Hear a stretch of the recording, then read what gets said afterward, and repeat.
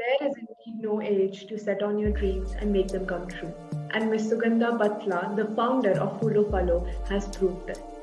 With her startup co-founder, Ma'am Madhu Prakash, who is 60 years old, and Ma'am Sugandha Batla, who is 30 years old, they have indeed broken all age and gender stereotypes that could exist in the world of startups.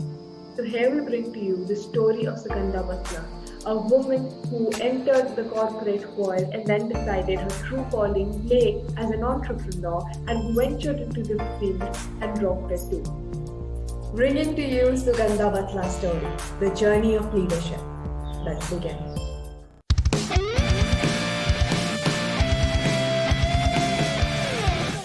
Welcome everyone to this episode of Ignite Spirits podcast series. Today I have with me Ms. Sugandha, who is the founder of Full of Follow, and this is Malvika Dangwal from Ignited Spirits. And we are very glad to have with us Sugandha ma'am, and she is an amazing entrepreneur and inspiration both in her personal and professional life. And it's honestly a privilege for me to be talking to her today. And I hope this session is insightful to our audience as well. So welcome on board, Sugandha. It's great to have you. Thank you, Malvika. Thank you so much for having me, and thank you for that introduction. Means a lot. Yes, I am really glad to be here. Yeah, that's great. Just to give the audience a quick glimpse into your life. So, if you could tell us how your journey started and how your journey looked before Full Follow came into your life. All right, Malvika.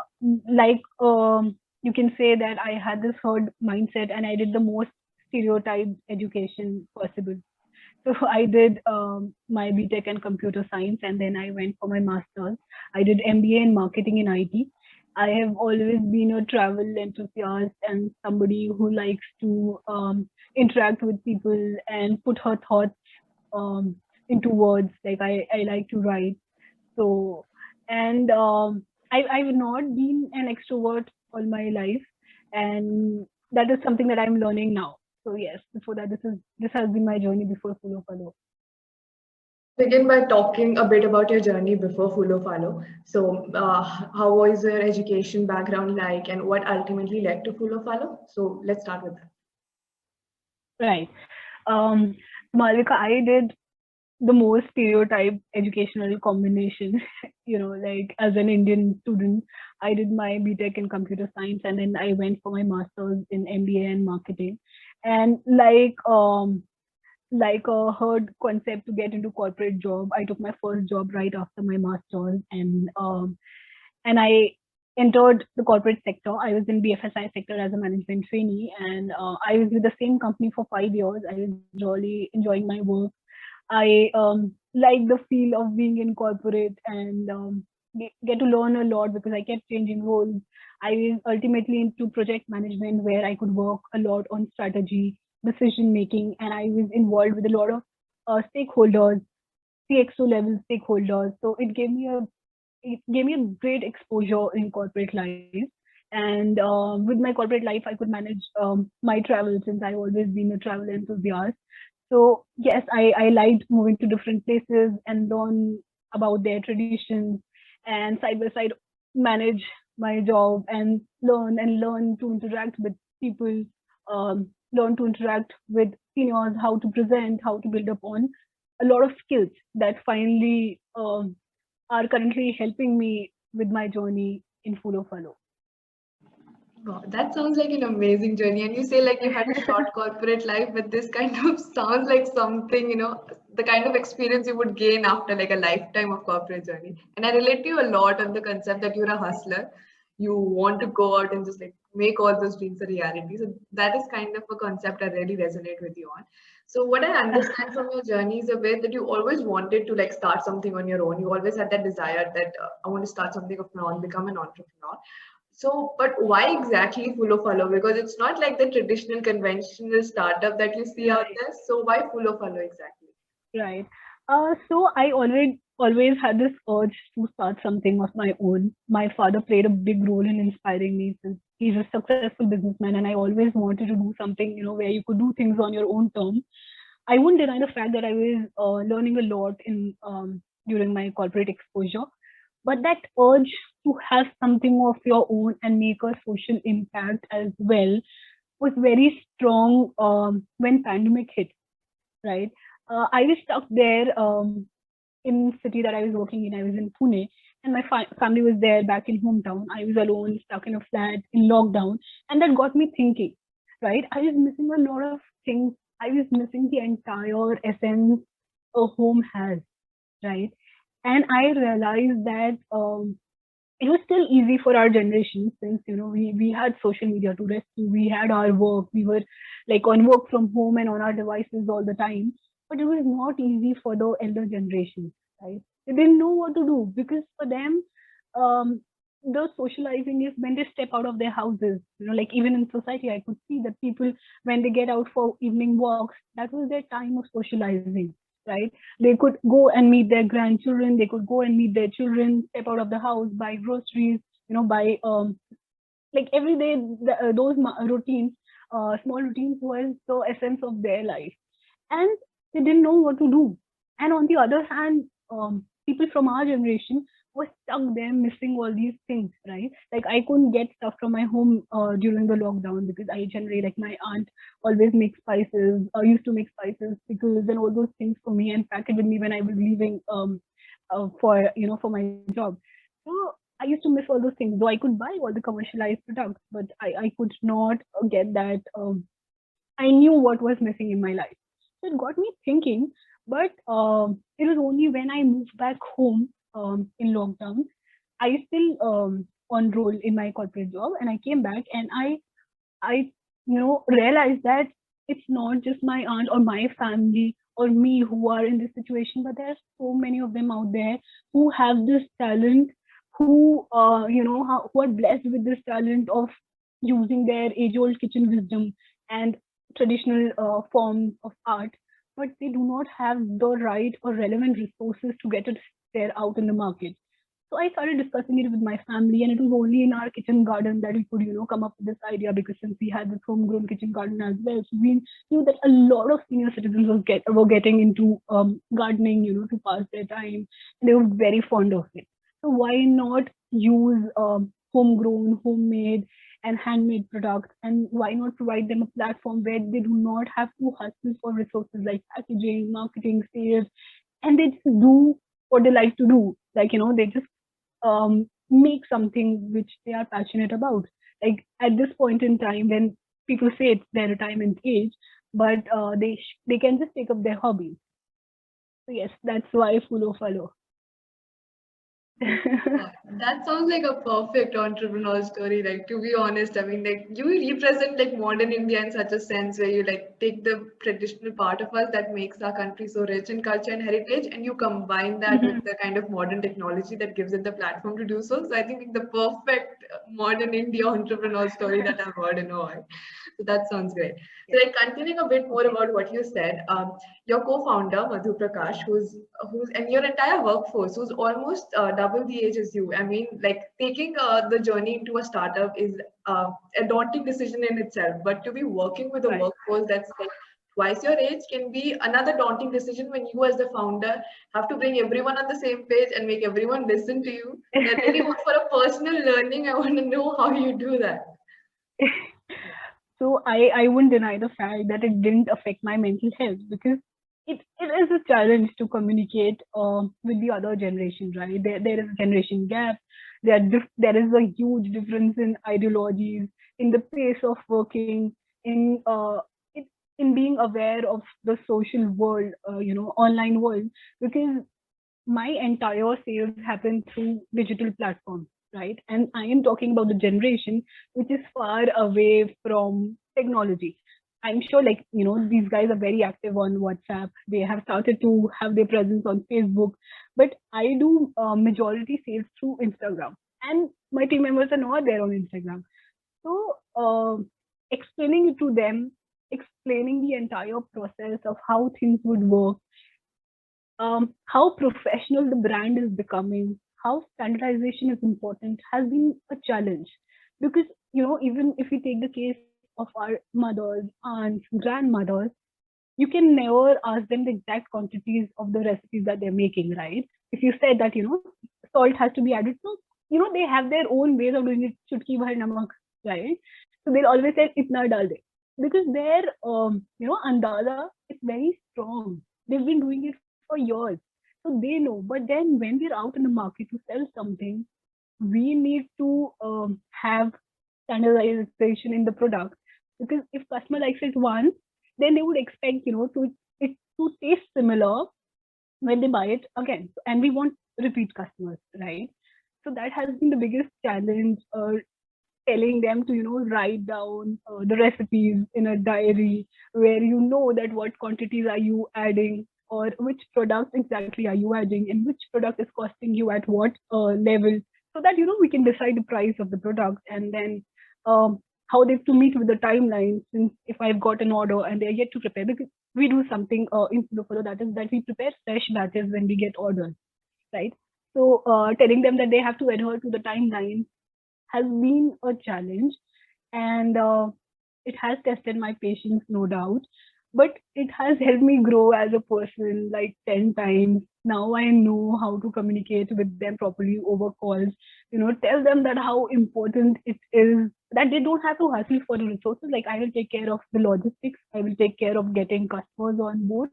But then they have to make sure that we use good quality products every time, and they have to then they have to taste similar. I will not say that we have standard products, because otherwise it will not make us different from what is there in the market. We become commercialized. Otherwise, if I say that exact same taste will happen in every batch, but that's what our brand is about, right? That's why we say we're doing homemade and handmade products, and we're different from what is there, what is already there in the market.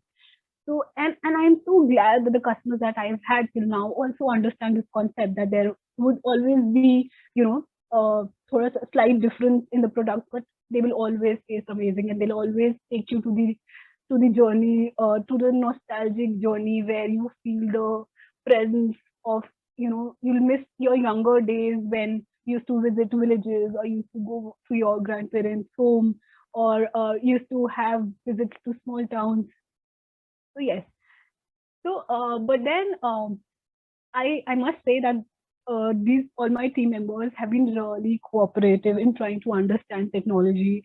They know that in the busy schedule also I might not be able to call them at time, but I would always drop a text updating them, and they become more tech savvy by responding on my text. So yeah, that feels like an achievement like anything. So, yeah. Oh, yeah, totally related to that journey as well, right? Because I had a look at the website of Follow Follow as well, and like one thing that immediately struck out to me was the concept of home, that you embody in all your in all the outreach initiatives, as well as it's the entire essence of Follow Follow, I feel. And I kind of relate to your Right. point where you say that our older generations don't measure the amount of spices they're putting in, because the same thing with my mom. And there's kind of a rule at home where you can't disturb my mom when she's putting the spices, because she doesn't count it, she just knows that this is correct. And so I kind of related to Absolutely. that story on another level. That's true. And I think the challenge of your startup is also what makes it the advantage of your startup, because that uniqueness, that Right. fact that it's not commercialized, I think that's what attracts the audience and the customers towards it. So I think that's the part, and more part your work Right. for sure. Right. But like Right. also like the kind of norm that is there, that the journey of an entrepreneur is of course like full of challenges, but I feel it's romanticized and it's glorified a lot, but there's also a lot of struggle, a lot of challenges that an entrepreneur has to go through. And I think you also must have gone through as part of Full of Follow. So what do you feel was like the most difficult challenge that you faced while getting Full of Follow to where it is now? And just like sort of take our audience through that journey of what can also go behind the not so broadcasted part of being an entrepreneur. Right. Like you likely right pointed out, that it's a glorified journey more than it should be, because it takes a lot of you to actually firstly drop a well-paying corporate job, and leave the lifestyle that you're leading, and then start something from scratch. Right. It takes a lot of you. And secondly, it takes a lot of courage to believe in your idea, because we are living in a world where we are full of self doubts, right? We question everything that we do. We question our choices even when we are buying something. Then this was a big step, a huge step that I was taking. I'm not saying that everyone who knew me was supporting me in this, Even my family asked me to consider it twice before I decided to step down from where I was in my corporate journey and then start this. So, but like I told you, I had this strong urge and I wanted to give it a shot, and I knew that the idea that I had would make a social impact, and it had potential. So, firstly, the first step that I took was believing in myself and my idea, which kind of pushed me to take this journey. And still, it was full of challenges because I was starting this journey alone, like not like my job where I had my superiors to help me or colleagues to support. I was on my own, right? Whatever I was doing, the ideas or the decisions that I was taking, I knew I was the one to take the decision and I was the one who would be impacted the most, right? And I was putting my savings at stake. Like I decided to start this with my savings. So I was putting a lot at stake. And the things were that, but it also made me feel happy that whatever I was doing, I was the boss of my own decisions, right? Like I could I could see that whatever I'm doing, the experiment, I would like to see in operational or the operational challenges that would come. I was supposed to face them alone, but it was making me stronger day by day, right? Because I had no one else to blame. That's what we generally do when we're working as a team, right? We can always say that it was the other person's mistake. But here I had nobody to do that, right? Though I was happily making all the decisions, but I was also the one who was getting affected by it. So it seems like a long journey because you have to start alone. But then once, your first order, the satisfaction and the happiness that it brings to you, it makes you feel that all that struggle was totally worth it. So not giving up and showing up day by day is the key to success, right? I would not say that I'm a very successful entrepreneur or I have reached a stage where we are a very successful venture, but I'm at a I'm at a phase where I know that people have started to know about Follow Follow. People have started to recognize that there is a venture where I'm supporting senior citizens and they can join me from any part of India. I'm getting calls recently from people like, my daughter saw it on Instagram. She told me about this venture. So can I be a part of this? I make this product very well. I'm very famous in my neighborhood for this product. So I've been getting calls from random people. And that felt like an achievement, right? Not the kind of achievement that even the first product when it was sold or when I did my first B2B tie up, like I tied up with a retail store. So even that in that point of time, I was not as happy as I was when I started receiving calls from random people to join me as a team member to be able to sell their product. So that was my biggest achievement. So that was the biggest achievement for Food of Follow. And now we're like a team of 10 members. Earlier, it was all about women supporting women because I'm a strong believer that we still need there's still a need for such platforms to empower women. But then there was a call taken as a brand that it would be more like humans supporting humans. So I recently have a male team member joining us who also makes edible products at home. So yes, we have a team of 10 members and 2 members are in the process of joining us. So I started with one member who's my aunt, and now I have 12 members who are, and they're from different parts of India, not even just from my hometown. So yes, like I was saying, it's a long way, it's a long journey to reach here, and just showing up every day makes you what you are today. That's such an inspirational story. Like it moved me on an emotional level, like genuinely, like because it's like you always hear about like success stories when entrepreneurs have reached a peak, but I think it's more insightful, more gratifying to know about it when you're at the baseline, looking where you want to go up, and the kind of struggle that goes into it. I think that's what actually goes into making the startup where it is today. So thank you for sharing Right. these stories with us. I mean, these really add value and kind of like check on this is what you can expect, but also people do overcome it. You've overcome it. It's possible, and like it's totally worth going for it. Even Right. with all the Right. challenges that there are, it's totally worth going for it like you have done. Absolutely. Yeah. And I think the Absolutely. spirit of Yes. that, the spirit of your startup is something that really struck out to me like the first time I read up about it. Because as you said, it was like an initiative by women for women. And, like, especially like women like who were not financially independent earlier, and they're now leading startups and they're now part of the Right. workforce.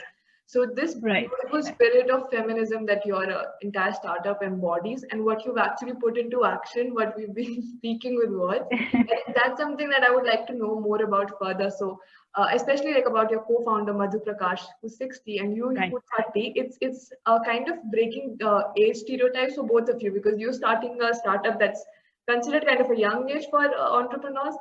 And Ms. Right. Madhu Prakash is also a co-founder at an age that's again not very conventional. So what's that kind Right. of journey been for both of you, and for both of you to strike common ground as people who come from different generations? Right. Um, so like I told you, it was the idea was there in my head since long, and I was kind of working around it, trying to figure out how things would be. Uh, so about Madhu Prakash. So the time when we decided to start this venture, her husband was battling with cancer. So she was in a state of life where I didn't expect her to agree to start this work. I was after her since long to start something of her own, because I knew that she had in it, she had it in her to. She had all the business tactics. She was really good with the products that she was making, but I was not sure if it was the right time in her life to actually get into something where she would be so occupied. But then her husband was her biggest supporter and a biggest supporter of Flow Follow.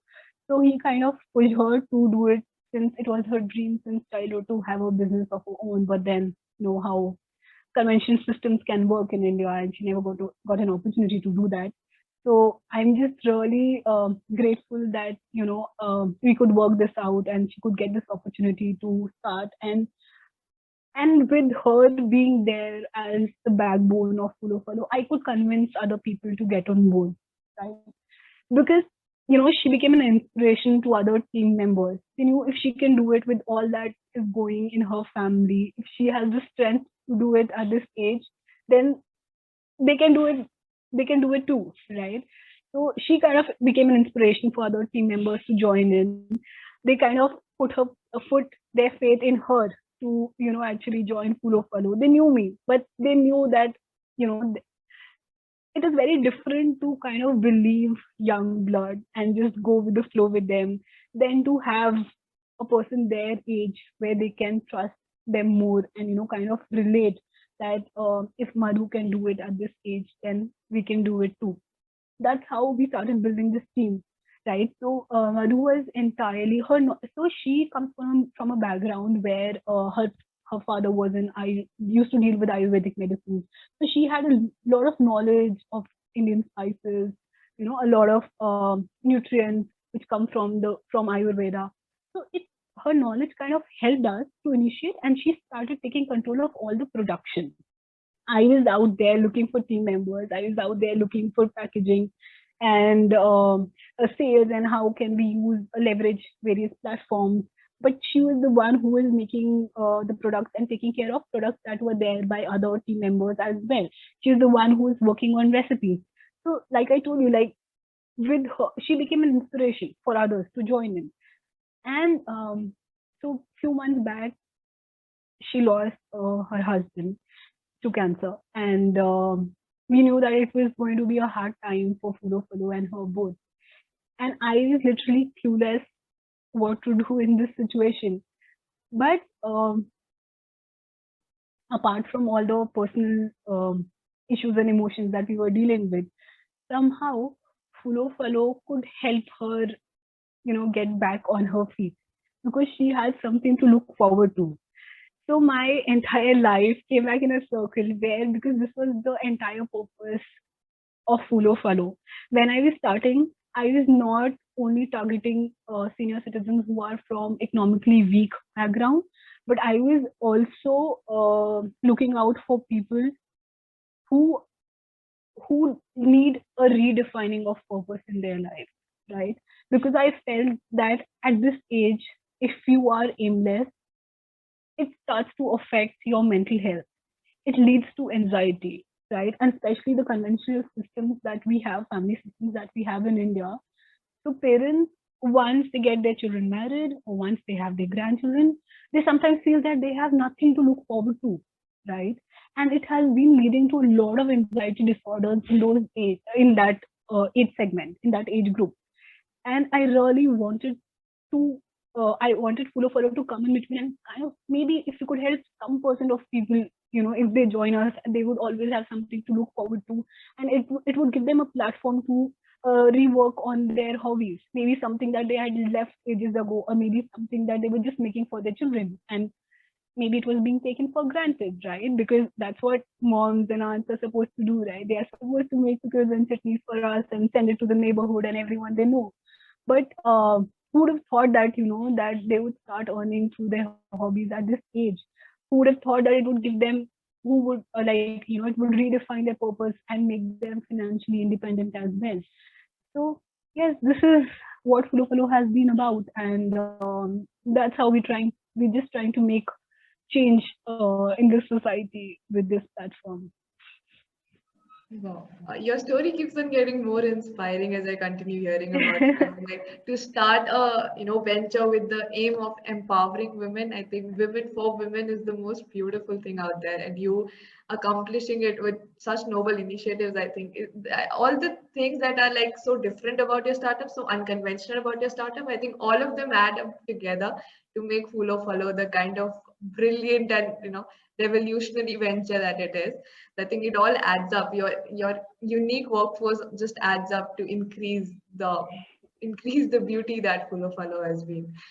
So that's amazing. Like, thank you for sharing that with us. That's amazing. Also, like continuing on the journey of starting a startup, I think all the people who like started a startup and were faced with COVID, I think that's as tough as an entrepreneur journey can get, where you're like already like struggling with how to get things started, and then it hits you Right. with the most unforeseen situation ever.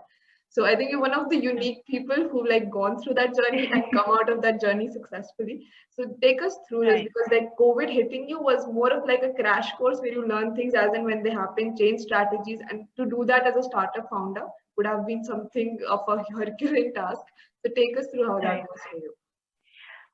So when we started Follow, it was the time when there was news in public that India has recovered from COVID. We are getting out of everything, and things are getting back to normal. And that's when we launched, and we were also mentally prepared. And now that things are going to get better, and we will have options to go out and spread the word about our product. And we actually started doing as well. We had some exhibitions. We took part in some exhibitions. We had pop-up stores in our local areas, so then more and more people knew about Follow. And 3 4 months we got a very good response, right? Like we were shipping products pan India. Like I told you, Follow was making its name. Random people were also contacting me to try the product. So it was a really it was a really good feeling, and also all the team members were very motivated because their products were getting really good feedback. So what I do is I always share the feedback with the team members when somebody praises any particular product. So the person who's behind it, so always all the comments are passed on to them. So the entire team was very motivated. I was also seeing that the graph is going up. So like I was really looking forward to how it would be after 6 months. But then the second wave hit us, and I could not take the risk of keeping production in place because I could not ask my team members to go out and look for raw materials and work at this time and get exposed. So I decided not to have a lot of products. The products that we had ready in small batches, that I kept taking the orders for those products, and only the team member who was accessible to me, or it was in the vicinity where I could drive and provide them raw materials. Only those two team members are active as of now, and we're making few products with them. But other than that, I took the tough call of not having, of reducing the production. I knew, because when I say Food of Follow, like I don't consider myself only like a small business, but I consider it as a brand that is associated with me and my team members. And it's very close to my heart. So I knew that it is more than just business numbers. It is more than that. And that's what COVID also made me realize. And I took this call of reducing the production, also not promoting my products on the page, because it just didn't feel right. Right, whatever was happening around us with people suffering so much, I just couldn't make myself do it. I'm not saying it's wrong. I'm not saying that the other business owners should feel guilty about it. I'm saying that that is me. Like I just couldn't make myself do it, and I decided to volunteer for lead work, for verifying leads, trying to find resources for people I know, and even strangers, and go out of my way to find relevant contacts. And it started affecting my mental health. I realized that there were so many people out there like me who were going through the same boat. So I decided that I'm going to have talk shows on my page for a while. I'm going to use my contacts and have experts from different fields come and do a live show with us. And I just felt that this was the right thing to do. It was the need of the hour, because sometimes we are in the stigma where we feel, right, that we can help us, or we're okay on our own, but we need experts to help us, tell us about, talk with us about mental health, tell us about the required amount of nutrients, tell us how we have to take care of our physical and mental health. So I realized that this is what I needed, and there are so many more people like me who need this. So I started doing these talk shows on Follow Follow, and I started inviting people to just give us 30 minutes from their day, and like have a space for our audience to get in touch with them, have a live Q&A, and talk more and more about dealing with emotions, how to maintain work-life balance, how not to feel guilty as a small business to sell their products when they're just trying to make livelihood, right? So, and I realized that my audience, or people who are associated with Follow Follow, associated with the brand even more. They started respecting the brand, and they felt that that it's not just about the product; it's something more, right? Because when you hear Follow Follow, it's like a blessing phrase in North India, where a lot of elderlies use, right? And that's how it got its name as well. Because when I used to meet the team members, my meetings generally used to end with "Beta Khush Raho, Follow Follow," right? So that's how the name we got the name. So I knew it's something more than that, and that's how we're dealing with COVID as of now. We're keeping operations, like minimized operations. Whatever products we can manage, we do it, but we've reduced the production, and we're just trying to help people in any way possible. And I'm just hoping, that we will pass this time with these talk shows, and it will impact at least few people out there. The kind of personal ethics that you've striven to maintain throughout the venture, I think that's the kind of most inspirational part for me, because while in a startup it's so easy to kind of make decisions that compromise on your principles a bit, but you've been kind of a superwoman who's like, no, like this is the way it goes. If it feels wrong, we're not doing it. So to be able to put those personal ethics over the concept of profit, and to be able to maintain those, and just run those simultaneously, it's something amazing and something inspirational. I think only you could have done this, Sugandha. So honestly Thank you, inspired. Vika. Yeah, the last question that we'll end with, I kind of like want to Right. continue on this concept of the personal ethics that you've maintained throughout this venture, which honestly is the most amazing part for me. Is that I read up that the packaging that you use for your products, like most of it Right. is eco-friendly, which again comes as a shock when you're reading about a startup. You're like, you're already trying to manage a profit, trying to keep the operational cost low, but then you're like, no, we're keeping it eco-friendly.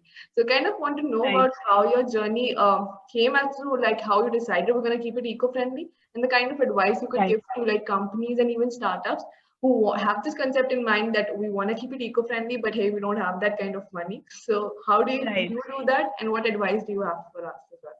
Yeah. Right.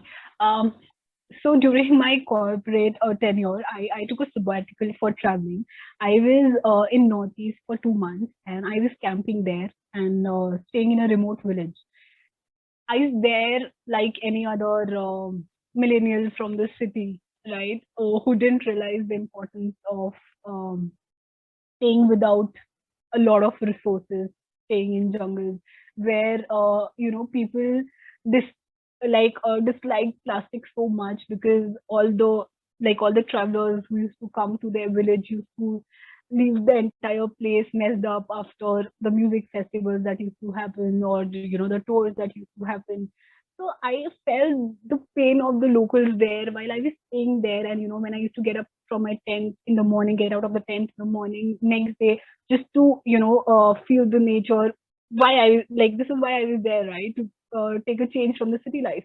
But there were plastic bottles there around, plastic cups around, plastic plates, and I and that was a zero waste campsite that I was living in, and people knew that these are the rules, but nobody was really ready to follow.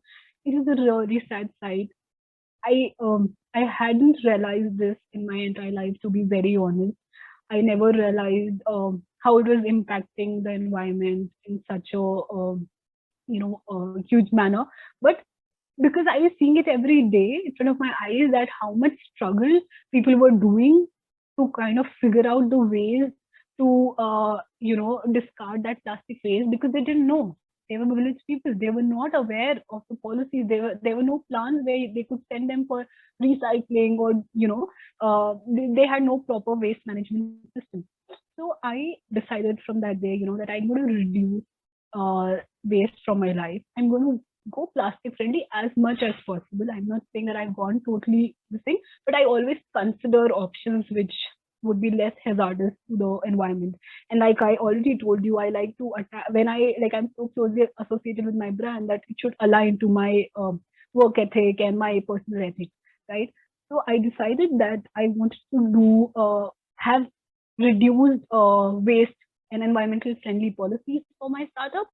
But then we were low on funds to do that. So I decided, we have to figure out a way out. And though we could not go for alternate biodegradable options for everything, so we decided to have upcycled options, right? So I went on choosing glass jars over plastic jars, and they're all very cute, pretty jars, that people can reuse, and they have like just one label, so you can just wash it out and reuse those jars at home. So that was there. Then I tied up with a company in Gujarat who did recyclable packets for our other dry products. So that was an investment that we were making, and I knew that would hit us hard on profit. But I took this call, and the packages are beautiful. So I decided to take that call. And then on the upcycle front, what we decided, instead of using bubble wrap to wrap the bottle, since I was using glass jars, obviously I was paying more for logistics as well. And there was a lot of risk also while, in transit as well. And that happened in the first few orders, that the jars cracked on the way. So what we started doing was, I went to a banquet hall to speak to them, where they had old sofa covers made of jute. So we procured the jute from them, and we started wrapping the glass bottles in jute. Like I used to hand stitch the corners of the jute to make it, that, so that it can be even, it can further be reused as table mats. And the bottles were wrapped in those glass table mats. And I did a drive in my hometown where I collected all the boxes, curated boxes from people. Like you receive parcels from Amazon, Nike, and other brands, and they're all just lying there, right? So I started telling my friends and acquaintances to keep those boxes with them, and I used to collect it every week from them. And I made a warehouse in my room. So it's like a storage where, all the different brand boxes are there, and we reuse those boxes. And even the bubble wrap, or the brown paper that comes with it, and the curated cardboard packaging that comes with it, so we reuse everything. So we kind of upcycling, because like you also mentioned, like we're a startup and we have to see how the cost has to be balanced. So I'm using glass jars instead of plastic jars, and I have to manage my cost somewhere, right? So we decided to upcycle the boxes, and we do not purchase new boxes, we are reusing them. So it reduces the waste to 60%. We're trying to reach 100%, but it's still a gap that we have, still a long road that we have to cover. But we are, as of now, we are 50 to 60% waste free. Wow. I mean, like, there's this saying that, if you have the will, you'll find the way. And I think, like, I have never heard of a founder, like, creating a warehouse in a room and stitching the jute bags for a cause she believes in. And I think that's what makes your journey, and that's what makes the entire venture of Follow Follow so inspirational, because it's all your personal learnings, all the ambitions, all the principles and beliefs that you so invested in, all of those just like manifesting in the form of Follow Follow. And that's why I think, like, I'm so sure of Follow Follow, like, reaching the heights you imagine it to, because I think it's in safe hands and it's in the best hands. Thank you so much, Malvika. It was wonderful talking to you, Sugandha, both like for my professional and personal inspiration. I think, like, this is the most inspired I've been in the lockdown. So thank you so much for this. I feel really grateful. Thank you so much for having me. And I just hope that this inspires a lot of people out there, and they can just align their personal ethic and work ethic and make wonders out of it. Yeah, I think if there's one journey that's going to inspire everyone, I think it's got to be this journey. So yeah, thank you so much for being with us, Sugandha, again. It was great talking to you. And yeah, with Thank you. Likewise, Malvika. Okay, with this, we're coming to the end of this episode. Thank you everyone who tuned in, and yeah, see you in the next session.